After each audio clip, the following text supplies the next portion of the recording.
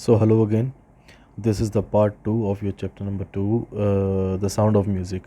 The part 1 was about Evelyn Gilini, and the topic was Evelyn Gilini can hear the sound without hearing it. Okay, so the part second is about the most famous Shehnai player, whose name is Ustad Bismillah Khan. Okay, and the chapter subtopic is the Shehnai of Bismillah Khan, as we can see over here. Okay, the Shehnai of Bismillah Khan. यहाँ पर जाकिर ख़ान और कई सारे जो music instruments player हैं उनको यहाँ पर दिया हुआ है, ठीक है। और यहाँ पर आपको कोने में तस्वीर मिल जाती है उस्ताद बिस्मिल्लाह खान साहब की। ओके, तो ऐसे दिखते थे उस्ताद बिस्मिल्लाह खान साहब। तो चलिए पढ़ के देखते हैं कि हमें इस चैप्टर में क्या चीज़ किस तरह बताई जा रही है। तो लिखा है एम्परर औरंगज़ेब। एम्परर क्या बोलते हैं, किसको बोलते हैं? शासक को एम्परर बोला जाता है। तो शासक औरंगजेब, शासक जो था Aurangzeb, band the playing of musical instrument called pungi in the royal residence for it had a shrill unpleasant sound. Aurangzeb ने बैन कर दिया था म्यूजिकल इंस्ट्रूमेंट को जिसका नाम था पोंगी, ठीक है। कहाँ पर बैन किया था? रॉयल रेजिडेंस में, जो शाही दरबार था वहाँ पर। It had a shrill unpleasant sound. क्यों किया था? क्योंकि इसका श्रिल यानी कि तीखा सा अनप्लेजेंट सा साउंड था। Pungi became the generic name for reeded noise makers. और पुंगी जो था वो एक जेनरिक नेम बन गया, यानी कि एक ग्रुप को जो बोला जाता है ना, वो एक ग्रुप का नाम जो होता है वो पुंगी, एक ग्रुप जो होता है इंस्ट्रूमेंट्स का, उन इंस्ट्रूमेंट्स का जो है वो नाम ही पुंगी बन गया। कौन से इंस्ट्रूमेंट्स पुंगी बोले जाने लगे? जो कि रीडेड होते हैं, यानी कि जो कि विंड से, हवा के दबाव से बजाए जाते हैं, ठीक है। Few had thought that it would one day B revived. और कुछ लोगों को लगता था कि ये एक दिन जो है वो रिवाइव होगा, पुनर्जीवित होगा। Barber of a family of professional musicians who had access to the royal palace decided to improve the tonal quality of the pungi. और एक बार्बर जो था, नाई, एक फैमिली ऑफ प्रोफेशनल म्यूजिशियन, उसकी फैमिली जो थी प्रोफेशनल म्यूजिशियंस की फैमिली थी, who had access to the royal palace, और उसका रॉयल पैलेस में यानी कि शाही दरबार में जो है आना जाना था। Decided to improve the tonal quality of the pungi. उसने डिसाइड किया कि वो पोंगी की टोनल क्वालिटी यानी कि आवाज़ जो है, आवाज़ की क्वालिटी उसको इम्प्रूव करेगा। He chose a pipe with natural hollow stem. उसने एक पाइप को लिया जिसमें कि एक नेचुरल होलो सा स्टेम था, यानी कि खोखला स्टेम था। That was longer and broader than the pungi, जो कि पुंगी से लंबा भी था और चौड़ा भी था। And made seven halls on the body of the pipe. और उस पाइप की बॉडी में उसने कितने हॉल किए? 7 हॉल कर दिए। Okay, when he played on it, जब उसने इसको बजाया, closing and opening some of these holes, इस इनमें से कई हॉल्स को ओपन और क्लोज करते हुए सॉफ्ट एंड मेलोडियस साउंड्स वो produced. Soft and melodious sound जो था इसमें से प्रोड्यूस होने लगा। He played the instrument before royalty, और उसने इस इंस्ट्रूमेंट को जो है वो रॉयल्टी के सामने बजाया। And every one was impressed, और सभी लोग इससे इम्प्रेस हो गए। The instrument so different from the pungi had to be given a new name. और ये जो इंस्ट्रूमेंट था जो कि बिल्कुल पुंगी से बहुत ज़्यादा अलग था, तो इसको एक नया नाम भी दिया जाना चाहिए था। एक नया नाम देना था इसको, है ना। तो फिर क्या हुआ? एज द स्टोरी गोज, जैसे कि स्टोरी हमें बताती है, since it was first played in the Shah chamber, कि इसको सबसे पहले शाह के दरबार में यानी कि राजा के दरबार में बजाया गया। एंड वॉज प्लेड बाय अ नाई, और इसको नाई के द्वारा बजाया गया, यानी कि जो एक बार्बर है उसको नाई हम हिंदी में बोलते हैं, तो इसको नाई के द्वारा बजाया गया। तो शाह और नाई मिलकर इस इंस्ट्रूमेंट का नाम जो पड़ गया वो क्या बन गया? शहनाई बन गया। The instrument was named the shehnai, ठीक है। यहाँ पर देख सकते हैं शहनाई इस तरह दिखती है और पुंगी इस तरह दिखती है। The sound of the shehnai began to be considered auspicious, ठीक है। इसको, इस शहनाई के साउंड को जो है ऑस्पिशियस यानी कि बड़ा ही लकी माना जाने लगा, बड़ा ही शगुन वाला माने जाने लगा। And for this reason it is still played in temples and is an indispensable component of any north Indian wedding. और यही वजह है कि इसको कई मंदिरों में और कई सारी शादियों में इस इंस्ट्रूमेंट को बजाया जाता है। इंडिस्पेंसिबल कंपोनेंट का मतलब होता है वेरी इंपॉर्टेंट पार्ट, ठीक है।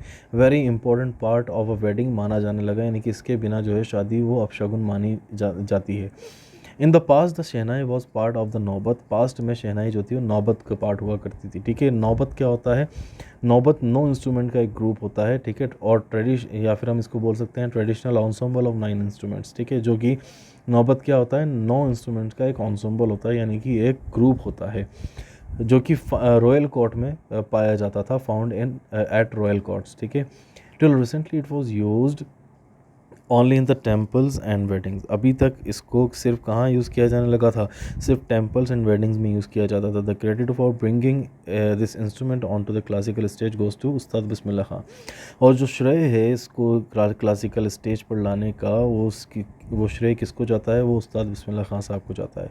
As a 5-year old Bismillah Khan played gilli danda near a pond in the ancient estate of Dumraon in Bihar, Bihar के एक बड़े प्राचीन एस्टेट में, एंशंट का मतलब होता है प्राचीन, जो कि डुमरांव में था, डुमरांव जिसका नाम था, बिहार में था वो, ओके। तो 5 साल के बिस्मिल्लाह खां जो थे वो प्लेड गिल्ली डंडा, यानी कि वो गिल्ली डंडा खेला करते थे एक तालाब के किनारे, और वो तालाब कहाँ था, in the ancient estate of Dumraon, ठीक है। जो प्राचीन एस्टेट है, प्राचीन राज्य है डुमरांव नाम का, वहाँ पे था बिहार के अंदर। He would regularly go to the nearby Bihari ji temple to sing the Bhojpuri chaita, Bhojpuri chaita गाने के लिए वो वहीं पास के जो बिहारी जी मंदिर था वहाँ पर वो जाया करते थे, और वो भोजपुरी चायता गाया करते थे। At the end of which he would earn a big laddoo weighing 1.25 kg prize given by the local maharaja, ठीक है। और बाद में उनको क्या था, प्राइस उनको मिला करता था, और प्राइस में क्या हुआ करता था, एक बड़ा सा लड्डू होता था जिसका वेट होता था 1.25 किलोग्राम, ठीक है। 1 किलो 25 ग्राम का वो लड्डू हुआ करता था, ठीक है। और कौन देता था उनको ये प्राइज़, वहाँ के लोकल महाराजा दिया करते थे। दिस हैपेंड 80 years ago, और ये 80 साल पहले की बात है। And the little boy has travelled far to earn the highest civilian award in India, the Bharat Ratna, और भारत रत्न जो कि हाईएस्ट सिविलियन अवार्ड माना जाता है, ये यंग लड़के ने, इस छोटे लड़के ने बड़ा सफ़र तय किया उस अवार्ड को पाने तक का। बॉर्न ऑन 21 मार्च 1969, अंडरलाइन कर लीजिए कि उस्ताद बिस्मिल्लाह खां कब जन्मे थे, वो जन्मे थे 21 मार्च 1916 को। Bismillah belongs to a well known family of musicians of Bihar, Bihar की बड़ी ही प्रसिद्ध फैमिली ऑफ म्यूजिशियंस जो हैं, म्यूज़िक से रिलेट करती है जो फैमिली है, वहाँ को बिलोंग करते थे उस्ताद बिस्मिल्लाह खां। हिज ग्रैंड फादर, उनके दादाजी जिनका नाम था रसूल बख्श खां, अंडरलाइन कर लीजिए, was the shehnai Nawaz of the Bhojpur Kings court, वो क्या थे, शहनाई नवाज थे भोजपुर के राजा के दरबार के। हिज फादर पैगम्बर बख्श, और उसके पापा का नाम क्या था, बिस्मिल्लाह खां साहब के पापा का नाम था पैगम्बर बख्श। एंड अदर पैटर्नल एंसेस्टर्स, और जो भी उनके ददियाल के, पैटर्नल का मतलब होता है ददिहाल वाले, जो भी ददिहाल वाले एंसेस्टर्स थे, पूर्वज थे, were also great shehnai players, वो क्या थे, बड़े ही महान शहनाई प्लेयर्स वो गुजरे अपने वक्त के। The young boy took to music in early life, जो यंग बॉय था, जो ये छोटे लड़के थे, क्योंकि अभी उस्ताद बिस्मिल्लाह खां की बचपन की ही बात हो रही है, ठीक है। तो उन्होंने बड़ी जल्दी अपनी ज़िंदगी में म्यूज़िक को अडॉप्ट कर लिया, उनको उसको टेक ऑफ कर लिया, ठीक है। एट द एज ऑफ 3 साल के जब थे, when his mother took him to his maternal uncles house in Banaras, जब उनकी मम्मी उनको जो है उनके मैटरनल अंकल यानी कि उनके मामा जी के घर पे ले गई, जो कि बनारस में है, जिसको कि अब वाराणसी बोला जाता है, ठीक है। Bismillah was fascinated watching his uncle practice the shehnai, Bismillah Khan बड़े अट्रैक्टेड थे जब वो अपने अंकल को शहनाई बजाते हुए प्रैक्टिस करते हुए देखा करते। सून Bismillah Khan started accompanying his uncle Ali Baksh to the Vishnu temple of Banaras, where Baksh was employed to play the शहनाई। अब जल्दी ही क्या हुआ, बिस्मिल्लाह खान ने अपने अंकल के साथ जाना स्टार्ट कर दिया विष्णु टेम्पल में, जहाँ पर कि उनके अंकल का काम था शहनाई बजाने का। Ali Bakhsh would play the shehnai and Bismillah would sit captivated for hours on end. तो अली बख्श जो थे वो घंटों घंटों शहनाई बजाते और वो घंटों घंटों बैठ के उनको सुना करते थे, कैप्टिवेटेड होकर, यानी कि बिल्कुल मंत्रमुग्ध होकर। He started getting lessons in playing the instrument and would sit practicing throughout the day। उनको लेसन सब मिलने लगे इस इंस्ट्रूमेंट को बजाने के लिए, और दिन भर वो उस पर प्रैक्टिस किया करते। For years to come the temple of Balaji and Mangala Maiya and the banks of the Ganga became the young apprentice's favourite haunts, ठीक है। और सालों तक क्या हुआ, जो बालाजी टेम्पल था और मंगला मैया का जो मंदिर था और गंगा नदी का जो किनारे थे, वो इस यंग अप्रेंटाइज के लिए, यानी कि ये जो यंग अप्रेंटाइज था, अप्रेंटाइज का मतलब होता है ट्रेनी, है ना, एक ट्रेनिंग से जिसकी होती है, जो किसी भी चीज़ का एस्पिरेंट होता है, ठीक है, उसको हम अप्रेंटाइज बोलते हैं। यानी कि ये प्रैक्टिस करके अब अपना फ्यूचर जो है वो म्यूज़िक में बनाना चाह रहे हैं, तो ये अप्रेंटाइज कहला रहे हैं यहाँ पर, ठीक है। तो ये जो ट्रेनिंग ले रहे हैं, ये जो ट्रेनी बन के काम कर रहे हैं, इसलिए इनको अप्रेंटाइज बोला जा रहा है। तो बालाजी का मंदिर, मंगला मैया का मंदिर और गंगा नदी का किनारा जो है वो इनके लिए इनका फेवरेट हॉन्ट बन गया, यानी कि फेवरेट प्लेस बन गया, जहाँ पर कि where he could practice in solitude, जहाँ पर वो प्रैक्टिस कर पाते थे अपने अकेलेपन में। The flowing waters of the Ganga inspired him to improvise and invent ragas that were earlier considered to be beyond the range of the shehnai. और गंगा का बहता हुआ पानी जो था उनको प्रेरित किया करता था, और उनको जिससे कि वो इम्प्रूव करते थे अपने रागास को शहनाई के ऊपर। और फिर एक टाइम ऐसा आया कि उन्होंने इन्वेंट कर दिया, आविष्कार कर दिया रागास का, और उन्होंने वो राग जो है शहनाई पर बजाई, जो कि शहनाई की रेंज से काफ़ी परे थी, ठीक है। ऐसा माना जाता था कि शहनाई पर उन रागों को नहीं बजाया जा सकता, लेकिन उस्ताद बिस्मिल्लाह खान ने वो करके दिखा दिया और उन रागों को शहनाई पर बजाकर बता दिया। एट द एज ऑफ 14 साल की उम्र में Bismillah accompanied his uncle to Allahabad music conference. वो अपने अंकल के साथ इलाहाबाद म्यूज़िक कॉन्फ्रेंस गए। At the end of his recital, और उनके परफॉर्मेंस के बाद Ustad Faiyaz Khan patted the young boy's back and said, Ustad Faiyaz Khan ने जो है उस छोटे लड़के की पीठ थपथपाई और कहा, work hard and you shall make it, मेहनत करो और तुम ये कर लोगे, है ना, तुम सक्सेसफुल हो जाओगे। With the opening of the all India radio in Lucknow, जब ऑल इंडिया रेडियो की ओपनिंग थी लखनऊ के अंदर 1938 में, अंडरलाइन कर लीजिए, ऑल इंडिया रेडियो की जो थी ओपनिंग कहाँ और कब थी, लखनऊ में थी और 1938 में थी। केम बिस्मिल्लाह's बिग ब्रेक, तो यहाँ पर बिस्मिल्लाह का सबसे बड़ा ब्रेक उनको मिला। बिग ब्रेक का मतलब यहाँ पर क्या है, first and the biggest opportunity, यहाँ पर बिग ब्रेक से मुराद है। He soon became an often heard shehnai player on radio, उनको जल्दी ही एक सबसे ज़्यादा सुना जाने वाला जो है शहनाई प्लेयर माना जाने लगा रेडियो पर, और वो बन गए सबसे ज़्यादा सुने जाने वाले shehnai player. When India gained independence on 15 August 1947, Bismillah Khan became the first Indian to greet the nation with his shehnai. और जब भारत आज़ाद हुआ 15 अगस्त 1947 में, तो बिस्मिल्लाह खान जो थे वो पहले ऐसे भारतीय बने जिन्होंने कि अपनी शहनाई से पूरे नेशन को, पूरे देश को जो है ग्रीट किया। He poured his heart out into raag Kafi, उन्होंने अपने दिल को बिल्कुल दिल से राग काफ़ी जो थी वो शहनाई के ज़रिए निकाली। फ्रॉम द रेड फोर्ट से टू एन ऑडियंस, एक ऑडियंस की तरफ जिसमें कि इंक्लूड थे महात्मा गांधी और पंडित जवाहरलाल नेहरू जैसी शख्सियत, जिन्होंने कि बाद में अपनी फेमस स्पीच जो थी वो ट्राइस्ट विद डेस्टिनी दी। तो इसको भी अंडरलाइन कर लीजिए, जो स्पीच दी गई थी पंडित जवाहरलाल नेहरू या फिर महात्मा गांधी के द्वारा, उस स्पीच का नाम क्या था, ट्राइस्ट विद डेस्टिनी उसका नाम था। Bismillah Khan has given many memorable performances both in India and abroad, Bismillah Khan ने कई सारी यादगार परफॉर्मेंसेज दी हैं इंडिया में भी और इंडिया से बाहर विदेश में भी। His first trip abroad was to Afghanistan, जो उनकी पहली विदेशी ट्रिप थी वो कहाँ थी, अफगानिस्तान की ओर थी। Where the king Zahir Shah was so taken in by the master that he gifted him priceless Persian carpets and other souvenirs. जो उस्ताद बिस्मिल्लाह खान थे उनसे इतना ज़्यादा इम्प्रेस, उनकी शहनाई से इतना ज़्यादा इम्प्रेस हो गए थे। मास्टरों का मतलब यहाँ पर है मास्टर, मास्टर का मतलब यहाँ पर किससे मुराद है, उस्ताद बिस्मिल्लाह खान से। तो जो किंग ज़हीर शाह थे अफ़गानिस्तान के, वो इतने ज़्यादा इम्प्रेस हो गए थे कि उन्होंने अनमोल पर्शियन कारपेट्स और कई सारी यादगार सोविनियर्स उनको गिफ्ट की। सोविनियर्स का मतलब होता है एक ऐसी चीज़ जो कि किसी जगह से लाई जाती है और वो उस जगह की स्पेशल होती है, ठीक है, वो सोविनियर कहलाती है, जिसको कि आप वहाँ की यादगार के लिए ले आते हैं, ठीक है। तो the king of Afghanistan was not the only one to be fascinated with Bismillah's music, और किंग ऑफ अफगानिस्तान पहले ही एक ऐसे इंसान नहीं थे जो कि बिस्मिल्लाह के म्यूज़िक से जो थे वो अट्रैक्टेड थे। Film director Vijay Bhatt was so impressed after hearing Bismillah play at a festival that he named a film after the instrument called गूंज उठी शहनाई। तो क्या था कि जो विजय भट्ट थे जो कि एक फ़िल्म डायरेक्टर गुजरे हैं, वो इतने इम्प्रेस हो गए थे बिस्मिल्लाह खान की शहनाई सुनने के बाद एक फ़ेस्टिवल के अंदर, कि उन्होंने एक अपनी फ़िल्म का नाम ही रख दिया गूंज उठी shehnai. The film was a hit. वो फिल्म क्या थी, एक बहुत बड़ी हिट गई थी। And one of Bismillah Khan's composition, और उसमें बिस्मिल्लाह खान का एक गाना यानी उनका एक कंपोजिशन भी रखा गया जिसका नाम था दिल का खिलौना हाय टूट गया। आप अभी जाकर यूट्यूब पे इस गाने को सुन सकते हैं। और इसके जो कंपोज़र थे वो कौन थे, बिस्मिल्लाह खान थे, उस्ताद बिस्मिल्लाह खान थे, सॉरी।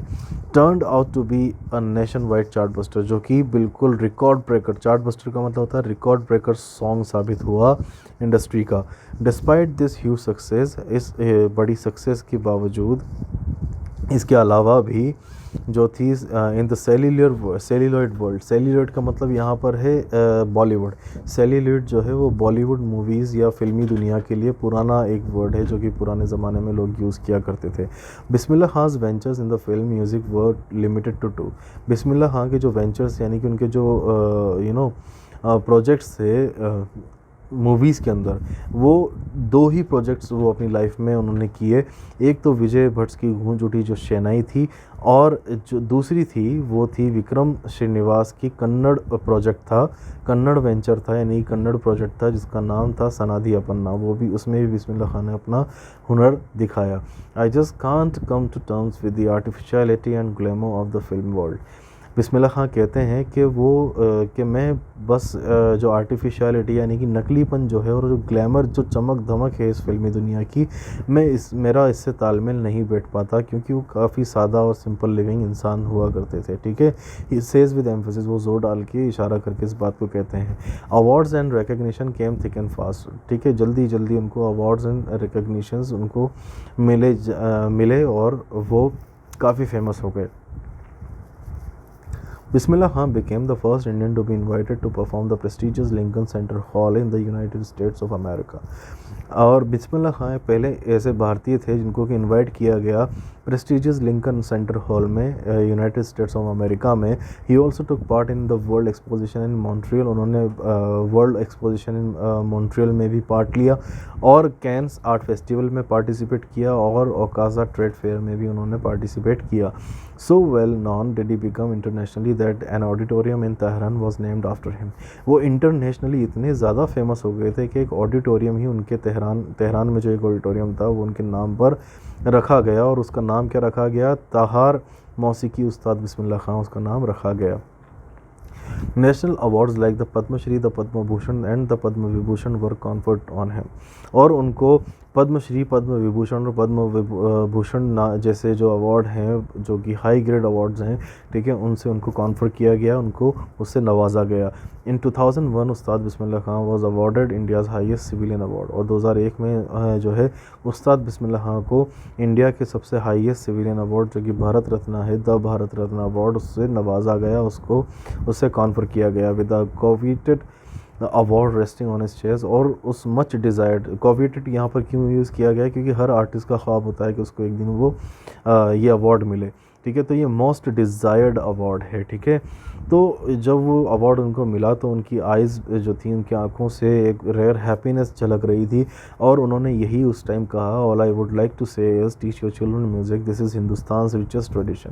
उन्होंने क्या कहा कि अपने बच्चों को म्यूज़िक सिखाओ, क्योंकि हिंदुस्तान का रिचेस्ट ट्रेडिशन है। Even the west is now coming to learn our music, क्योंकि अब वेस्ट भी हमारा जो है म्यूज़िक सीखने आ रहा है। In spite of having travelled all over the world, पूरी दुनिया में ट्रैवल करने के बावजूद भी खान साहब as he is fondly called, जैसा कि उनको कहा जाता है, क्या कहा जाता है, उस्ताद बिस्मिल्लाह खान को खान साहब बोला जाता है। Is exceedingly fond of Banaras and Dumraon. वो किसके शौकीन है, क्या पसंद करते हैं, बहुत ज़्यादा बनारस और डुमराव को ज़्यादा पसंद करते हैं। And they remain for him the most wonderful towns of the world. और ये दोनों बनारस और डुमराव जो हैं वो ये उनके लिए दुनिया के सबसे वंडरफुल टाउन्स में से एक हैं। ठीक है, मोस्ट वंडरफुल टाउन में से एक नहीं, यही वंडरफुल टाउन्स हैं उनके लिए दोनों। A student of his once wanted him to head a shehnai school in the USA. उनका एक स्टूडेंट जो है वो चाहता था कि उनको कि उस्ताद बिस्मिल्लाह खान को लेकर जो है यूएसए में एक शहनाई स्कूल खोला जाए और वही उसको लीड करें, वही चलाएं। And the student promised to recreate the atmosphere of Banaras by replicating the temples there. और उस स्टूडेंट ने प्रॉमिस किया कि वो बिल्कुल बनारस जैसा एटमॉस्फेयर वहाँ क्रिएट कर देगा, और जितने टेम्पल्स टेम्पल्स हैं वो सब उनके रेप्लिकास तैयार कर देगा, यानी कि उनके डुप्लीकेट टेम्पल्स वहाँ पर बना देगा और बिल्कुल एटमॉस्फेयर उनको बनारस वाला बना कर दे देगा। बट खान साहब asked him if he would be able to transport river Ganga as well, लेकिन खान साहब ने उससे उल्टा सवाल किया कि क्या वो गंगा नदी को भी अपना जो है यहाँ पर ट्रांसपोर्ट करवा सकता है। Later he is remember to have said, बाद में उनको कहा याद किया जाता है कि उन्होंने कहा that is why when ever I am in a foreign country, कि इसी वजह से कि जब भी मैं फॉरेन कंट्री में होता हूँ आई कीप यर्निंग